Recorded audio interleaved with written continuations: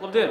Mēs esam ieradušies Liepājas valsts pirmajā ģimnāzijā, sporta zālē, lai uzzinātu, kas ir šis sporta veids – zinibols. Par sporta veidu mēs vēl neko nezinām, tieši tāpēc mēs iesim iekšā apskatīties.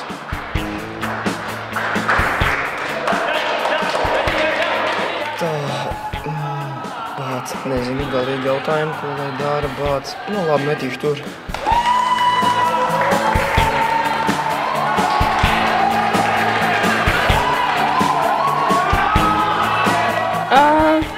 To taču es zinu.